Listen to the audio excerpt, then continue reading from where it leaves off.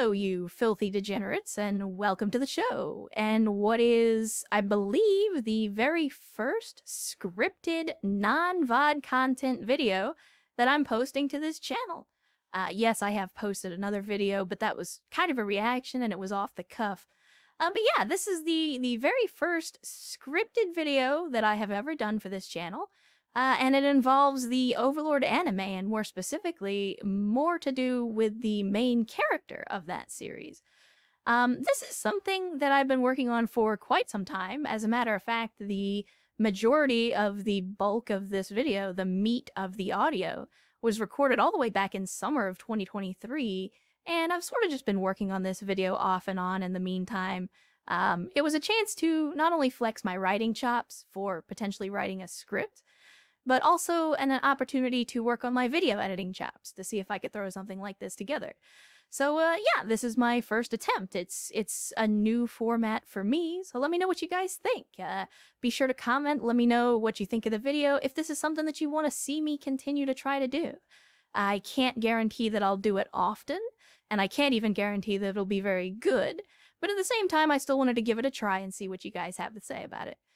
So yeah, without further ado, here we go with why you're probably watching the Overlord anime wrong. Overlord is an isekai series of novels written by Kogare Maruyama between 2010 and 2012, with it being adapted by him into an ongoing series of light novels shortly after he finished with the originals. The light novels, upon which most of the additional material has been based, currently sits at 16 volumes, with Maruyama confirming that a 17th would be the end of the story, before backpedaling and claiming an as-yet unannounced 18th volume would be the conclusion of the series. As of this recording, it's been adapted into both an ongoing 18-volume manga that started in 2014, and a 4-season anime that started in 2015, with the 4th season wrapping up in summer of 2022 at a life-consuming total of 52 episodes and a single OVA so far. So what I'm saying is, there's a lot going on here. But if you're like me, and you have more to do than mindlessly consume media every minute of every day, then your first exposure to the series was probably the anime. In our late capitalist dystopia, it's sometimes hard to find the wheat for the chaff when every streaming service now is an endless banquet of content, and increasingly unimaginative algorithms can't seem to decide on recommending something that I actually care about, or simply plugging away with whatever $300 million social politics-filled drama bait that they just really need to make their money back on this month. Instead, I look to trusted voices on this platform to tell me what to keep an eye on in the space, so that I can efficiently use my limited free time to watch things that I'll hopefully enjoy. Also, if you're like me, you probably have something like what I call the 2-episode challenge, where, as the name implies, I give anything a 2-episode limit to get me invested. This isn't a hard limit, of course, and even though I know shows like One Piece are supposed to be good, I can't be bothered to jump in on the deep end, and likewise, I can't be bothered to give up 18 days of my life to catch up on the ahegao-inducing 1,000 plus episodes of anime and 15 movies, to say nothing of the over 100 manga volumes stretching back 26 years. That's right, folks, One Piece is literally older than half the people reading it. I'm also not a huge fan of isekai. In my opinion, it's a trash genre filled with low-effort wish fulfillment, rarely adding anything to the cultural landscape other than spunk-covered dreams of sad people that would rather imagine a better world than try to improve the one that we're currently living in. There are exceptions, of course, and there's more than a few isekai out there that try to ask interesting questions or say something about the nature of the world and escapism. And more to the point, there are plenty of isekai that, while trash, I still enjoy. But by and large, isekai to me is juvenile and rarely worth my time. Protagonists are usually male and either start out overpowered or get there fast and spend less time saving the world than dodging the advances of an endless supply of female archetypes with different hairstyles and bust sizes before settling on a final girl that they'll ignore the world to save from some plot contrivance. What I'm saying is, there's not a lot going on here. And so, back to Overlord, a show that I watched on suggestion from multiple trusted sources, and that I was unimpressed by, but still entertained enough to keep watching. The first season seemed like standard isekai fare. Male protagonist, who in the anime we only ever see referred to by his in-game name, logs into his favorite MMO one last time before the servers are shut down, and when the lights go out, he finds himself in a new world, inhabiting the body of his avatar, with his guild's base, Nazarick, and all their god-tier items, equipment, and NPCs taken along for the ride and suddenly made real. From there, the main character takes his guild's name as his own, and the saga of AINZ OOAL GOWN begins in earnest. He saves a village, rights some wrongs, and generally makes waves in the world using his godlike power and resources. Again, nothing new here. AINZ justifies all of his actions as for the good of Nazarick, his guild, which at this stage just seems like more isekai tripe. The loner hero acting like a villain to justify doing the right thing without giving himself away. But this series is classified as dark fantasy, and it lives up to that label. Momonga meets new people, we get glimpses into this new world as he covertly tries to learn more about where he is and trying not to upset the balance too much in the process. But people die, and real villains eventually reveal themselves. The first season ends pretty succinctly with the villains defeated, but of course at this point new mysteries have been laid out, and there are signs that other players may be active in the world or were at some point in the past. Season 2 starts largely the same, with some new threat presenting itself and AINZ and company investigating before dealing with it. But some cracks begin to show in the bland isekai veneer. On more than one occasion, AINZ does things that are either selfish or objectively evil to help himself or Nazarick and its inhabitants. AINZ himself sets 2 key character points that he'll come back to again and again over the course of the rest of the series. 1. Not all lives have equal value. And 2, Nazarick and AINZ himself never do anything for free. Quid pro quo. Taken at face value, this just sounds like more anti-hero bullshit. But in hindsight, it absolutely fits everything that AINZ has done so far.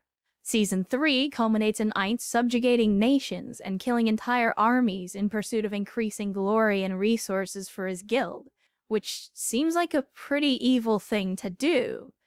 No heroic justification is given, and the season ends on a dour note for the people of the New World, with their greatest hero dead and the people trying to comprehend this new godlike entity and the seemingly unlimited power that he commands.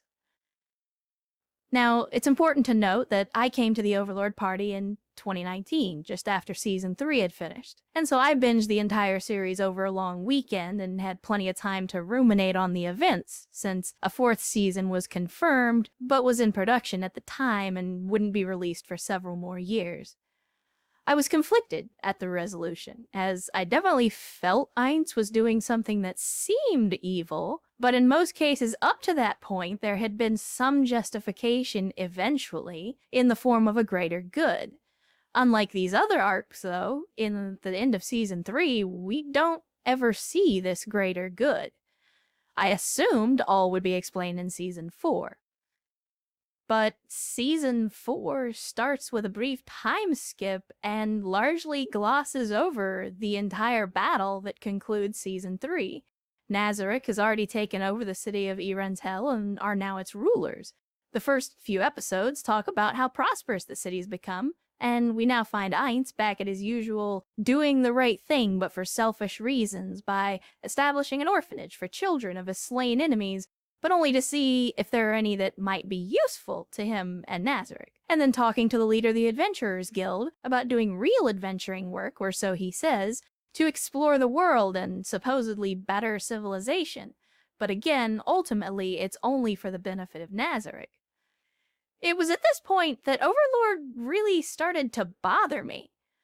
With the first 3 seasons long under my belt and Season 4 immediately back to the old good of Nazarick thing, with almost zero thought or concern given to the close of the previous season, I was conflicted. Not only at the thousands of soldiers killed by AINZ, and him not even acknowledging that as a bad thing, but because Season 4 immediately twists that destruction into a benefit for AINZ and his people. And that struck a nerve with me. As the season moved on, I got more and more uncomfortable, and the rhetoric just continued to come up again and again. AINZ saves the dwarves, but he does it by slaughtering another clearly sentient species until only 1,000 are left, and he plans to make those his servants. In the real world, we've seen this ends justifies the means mentality before. We've seen the exceptionalism of placing yourself and your home above others. It's a disturbingly totalitarian and fascist belief structure, and when powerful nations adopt rhetoric like this, it's usually their neighbors that face the consequences. And this is absolutely true in Overlord. Side note, since this is the internet, I have to invoke Godwin's Law at least once, and that was it. By the middle of Season 4, when Nazarick reveals that they plan to invade the Kingdom, who up until this point have largely been a force of good in the world, and also plan to destroy the capital and kill all the citizens therein, just to set an example, it's impossible to see AINZ and Nazarick as anything other than the bad guys. For context, I don't cross-consume media, especially from Japan, even though at this point I knew about the light novels and manga. Over the years, I've tended to watch anime to its end first, and then, if I enjoy the material, go back and read the manga or light novels or other material for additional perspective. Overlord is no exception, but at the end of 4, I found myself angry and confused. I felt like I didn't get Overlord, and I felt like I didn't get AINZ or his motivations, even though he had just clearly laid them out towards the end of Season 4. It felt like the inhabitants of the New World were really the good guys, and yet they were defeated in seconds without even putting up a fight. It was like Overlord was a fantasy series told from the perspective of the villain, but that the show still wanted me to root for an objectively evil character, like I was supposed to agree with everything that was going on. So, I did something I usually avoid and took to the Google machine for answers. I felt like a show and series that came so highly recommended had to have more to it that I was missing, like some context ended up on the cutting room floor and was hurting my ability to connect with the story. And holy shit was I right. Imagine my surprise when all I had to do was type Overlord anime and the first suggestion I got was, what am I missing about the Overlord anime? And it turns out the connection that I was missing and the context that the show never acknowledges or explains in any detail is the world AINZ left behind. AINZ comes from the Earth in the year 2126. It's a dystopian nightmare world where the Earth is overpopulated and dying and corporations run everything. It's sort of like today, but 100 years from now, and it's every gritty cyberpunk setting you can imagine. What the novels do via internal monologue that the anime never does is describe just how bad this Earth is. When I read the line about AINZ in his old world passing corpses in the street on the way to his salaryman job as if they'd been discarded like refuse, it really drove home why AINZ takes the view that not all lives have the same value. Because ultimately, the system that he lived in didn't care if those people starved, or froze to death, or otherwise succumbed to the elements, or simply worked themselves to death in service of CEOs and corporations that gave zero fucks about the survival of an interchangeable set of employees. He and everyone around him are just cogs in a capitalist machine. Again, disturbing parallels with our own world. Yes, his emotions are suppressed by magic and the fact that his avatar is a lich, but this huge piece of context also explains why AINZ doesn't just abandon traditional morality. He never had it to begin with. Viewing his actions through this lens, suddenly everything makes a hell of a lot more sense. The egocentrism, the exceptionalism, the whole glory to Nazarick mentality. AINZ has no loyalty to the inhabitants of the New World by default. His priorities are, in order, himself, Nazarick, its inhabitants, their happiness, and trying to find any information on players, past or present. Morality never figures into the equation. Now, there's an argument to be made that if the world AINZ comes from is so bad, why doesn't he use his power to make the current world that he's in a better place? And the answer is actually much simpler than you probably imagine. The concept for that show already exists. A person from our world using godlike power in a fantasy setting to make life better for everyone? Tenchi Slime, Dr. Stone, Gate, literally every other isekai on the planet. That story's already been told. You've described the entire genre. Overlord asks, what if the sad, directionless loner from every other isekai acted the way you expect a person to, with unlimited power? AINZ comes from a world where the only value a life has is in how useful it is to those in power.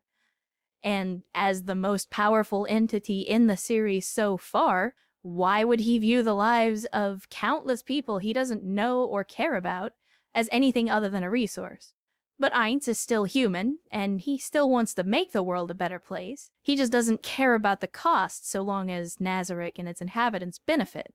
Once he's decided that someone is of value, he'll stop at nothing to protect them. In the new world, there's still plenty of evil as well, and we see it play out over and over again, even in the anime. The humans of the new world are just as evil, if not more so, than AINZ. Season 1 shows us the evils of human pride via Clementine and the priest. Season 2 shows us the evils of human greed with the entire drug and brothel plot. Season 3 shows us the evils of human envy as the nations of the world begin to see AINZ as a threat and start plotting against him, although at this point they don't fully understand exactly how powerful he is. And Season 4 just reinforces all of these concepts, showing that even those who claim to be good can do evil, and even those that appear to be evil may be acting for the good of others. When he wants to get information, he'll let a fight play out, but when he wants results, he has the power and the will to kill armies in an instant or crush the hearts of his enemies. In every instance where there's nothing further to be gained from prolonging a fight, AINZ ends it. When a person's outlived their usefulness, they're disposed of. Only Nazarick's inhabitants matter, and it's only their input that might ever change that outcome. AINZ doesn't kill Clementine in Season 1 because she's evil. He does it because she's a loose cannon that's interfered with his plans by killing adventurers that he needed. That he may or may not have actually cared about those adventurers isn't really the point, and certainly doesn't affect his motivations. And if she'd been more stable and less reckless, he might have even tried to recruit her. But of course, in the state that she's in Season 1, she's a liability. He doesn't save Tuare in Season 2 because she was forced to work in a brothel or because her sister was murdered. He does it because Sebas, the butler, one of the NPCs from Nazarick, asks him to save her and agrees to make her useful to Nazarick and AINZ himself. He doesn't spare the survivors of the battle at the end of Season 3 out of a sense of mercy, but out of respect for Gazef and his strength, and in exchange for the city of Irantel that we see them take over in Season 4. And he doesn't save the dwarves in Season 4 out of mercy or altruism. He does it because he wants total control over the last remaining runesmiths. Make no mistake, there's still plenty of troubling messaging with AINZ, Nazarick, and whatever passes for a moral compass in Overlord. AINZ doesn't care about anything outside of his influence. He adheres to a Darwinist moral code, that the strongest are the arbiters of right and wrong, and that the powerful determine whether they're good or evil. It's that oldest of sayings that history is written by the victors. No one in the New World matters unless they matter to Nazarick, and no one in the New World matters unless they matter to AINZ. Otherwise, their lives are no more than tools to be used, or messages to be sent. But that isn't a failing of the story, it's the entire point. Do you think AINZ is good or evil? Is his intent to create a honey-flavored utopia genuine? Or is it just a means to an end? Does he really only want to make his friends and companions happy as he claims at the end of Season 4? Or does he simply want to rule the world and uses all that as an excuse? Whatever you answer to those questions says more about you than it does about AINZ OOAL GOWN. If you're wondering how you're supposed to relate to an undead elder lich, then you're missing the point. If you're watching Overlord wondering when AINZ will finally reveal that he was a benevolent good guy all along, you aren't watching the right show. Overlord isn't about defeating evil. It's also not about evil triumphing over good. It's a morally and narratively gray story where evil destroys evil and good is used against good. It takes a long, hard look at human nature and asks, what would you do with unlimited power? So yeah, that's the video. Again, that's just my thoughts on Overlord Season 4, but also kind of the series and the characters as a whole. Obviously, the season came out and finished like last year, but I'm only just now getting around to it. I'm sure most of you can relate to the 10,000 mile long backlog. Of course, this is just what I made it to most recently, and obviously the thoughts were on my mind, so I figured I'd put them in this form and share them with you. If you've made it this far, allow me to say that I do enjoy Overlord, so if you've gotten your jimmies rustled because this happens to be your favorite franchise and you think I'm bashing on it, don't get it twisted. I do appreciate Overlord, and I do appreciate the different narrative direction that they're trying to go in compared to most of the other stuff in the genre. Although we are kind of now seeing that like anti-isekai movement in both manga and manhwa, where like there are so many stories coming out now where they flip that on its head, where it's like, oh yeah, here's the guy who went to the new world and comes back and he's like evil now, or what's it like when the hero comes back but he still has his powers in our world, and you know, goofy shit like that, where you know we've now hit the point of saturation with isekai that people are finally starting to try to do something new with it. And I can appreciate that. I don't typically like to give ratings to anything, but I would definitely put Overlord in its current state at a 6 or a 7 out of 10. And part of that is because of the horrendous CGI that they continue to use in the show. I really wish that they would not do that.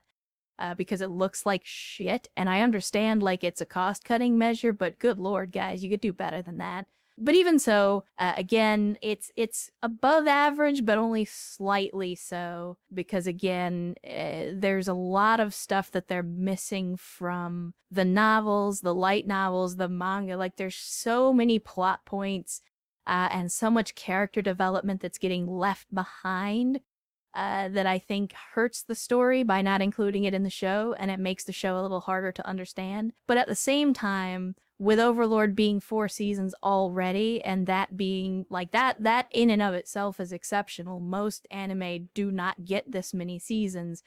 And so the fact that it has already gotten 4 seasons with a 5th on the way is by itself a pretty impressive accomplishment. My hope is that they'll be able to finish out the show without leaving it on a cliffhanger, because we have far too many of those types of shows in the genre where, you know, a really great story comes along, or even a middling story comes along, and you get invested, and then they don't get renewed for another season, and then that's basically it.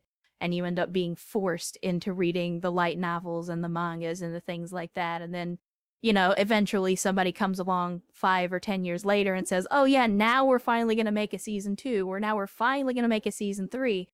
And then at that point, it's all ruined for you because you've already gone and read ahead, so you know what's going to happen, even if the individual plot beats are a little bit different. But anyway, that's just my read of Overlord and AINZ as an anime, and yes, I know the mangas and the light novels and everything are already basically done, and some of you will be furiously typing away to tell me how everything ends and how I'm completely wrong. I don't want to know about any of that. I want to take the anime for what it is as an entire package, and I don't really want to spoil myself on what's coming up next, because I don't know if the 5th season of Overlord will be the end, or if they'll get, you know, additional seasons after that, and I'd like to see what message they're going to try to send with the anime.